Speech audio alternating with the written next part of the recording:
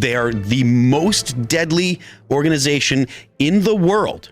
And so all the people that are like, well, you know, if you go after the cartels, they're going to go after Americans. Well, if they're putting the price, they're already doing that of ICE agents and stuff. That means they're already going after Americans. Yep. And if they're going after Americans for enforcing CrossroadsIRL.com. Story from the New York Post talk about how serious this is. Post reports Mexican cartels put bounties of up to $50,000 on heads of ICE CBP officers in Chicago. Mexican cartels. Mexican criminals have offered Chicago gangs up to $50,000 to murder top officials at both ICE and CBP.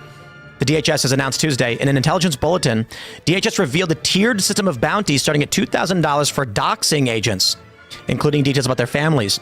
In two southwest Chicago neighborhoods, Pilsen and Little Village, local gangs have deployed armed spotters to rooftops to track law enforcement movements and relay the details via radio. The surveillance has enabled ambushes and disruptions during routine enforcement actions, including recent raids under Operation Midway Blitz, DHS, which added that non-lethal assaults and rank-and-file ICE and CBP officers could net gang members between $5,000 and $10,000. These criminal networks are not just resisting the rule of law, they are waging an organized campaign of terror against the brave men and women who protect our borders and communities, Kristi Noem said in a statement. Our agents are facing ambushes, drone surveillance, death threats, all because they dare to enforce the laws passed by Congress. We will not back down from these threats. And every criminal, terrorist, and illegal alien will face American justice. I'm just going to stop. Trump needs to invoke the Insurrection Act. This is not a game. We cannot have criminal gangs and cartels telling us how we live our lives in this country. Well, yeah, because these judges and certain law enforcement agencies in this country seem to be on the same side as these criminal organizations that are putting hits out on law enforcement agencies that are actually accountable to the president and in the chain of command. And I think it's because they see the break in cooperation between Democrats and Republicans. They see that gap and they're exploiting the gap. They see that Democrats are running cover for illegal immigration. They see them as allies. They see Democrats use incendiary and violent rhetoric against the president and against ICE and against the DHS.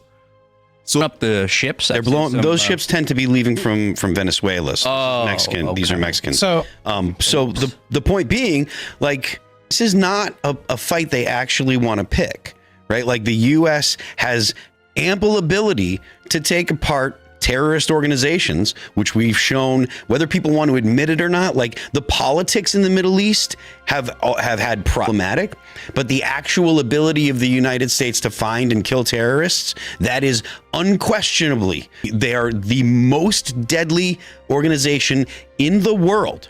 And so all the people that are, well, you know, if you go after the cartels, they're going to go after Americans. Well, if they're putting the price, they're already doing that of ICE agents and stuff, that means they're already going after Americans. And if they're going after Americans for enforcing immigration law, not for going after cartel members in Mexico, not for disrupting their organization's business, but because ICE has the audacity to try to deport what are likely cartel members. Because they're not going to try and target ICE just because they're going after people that are of Mexican origin. Yep. Just illegals. They're going after just illegals. Yeah, but the point that I'm making is if the cartels are going to put a bounty on ICE's head, it's because they're deporting people that give them influence or sell drugs in the United States. So the U.S. wraps up cartel members, sends them back, deports them. The cartels don't like that because they're less influential. They have less power. So if that's the case, right, why shouldn't the U.S. start sending drones into Mexico to monitor what the cartels are doing? Or it could do... All right, so... the essence of this is basically the cartels seem to be in agreement with the Democrat Party.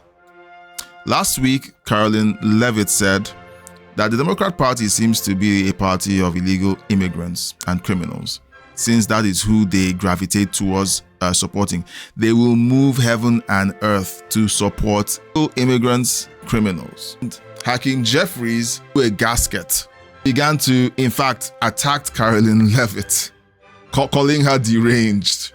Instead of tackling the accusation that this is who the Democrat Party has been supporting and seems to be interested in helping, He simply went after her and began to attack her personally, which of course was a bad look. And I don't think he was thinking straight when he said that, or maybe he planned it, because the go-to for many Democrats is if you call them out on policy, they attack your integrity and your personhood. So I guess that's just them playing out their strategy. Subscribe. Thanks for watching, liking, and sharing this video. Please subscribe, leave a super thank, and join my membership to keep me doing this. A huge thank you to my supporters listed on the screen. Thank you for your donations and membership. Thanks for watching.